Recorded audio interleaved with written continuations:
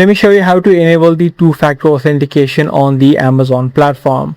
If you're trying to add a extra layer of security on the Amazon account, all you want to do is head over to the profile icon that is being displayed. Once you're inside of your profile section, scroll down, head over to your account, and then scroll down again until you see a section called a login and security. Inside of this section, if you scroll down a bit, you'll be able to see a section again which says two-factor authentication. You simply need to tap on the turn on option, and a verification code will be sent to the email address that is linked with your account. You just need to type in the code, tap on submit code, and then you can choose a verification method, which could be the Authenticator app, or you can also use your SMS, so that every time you log in, either you can look at the code on the authenticator, such as the Google Authenticator, or you can also receive the code on your SMS.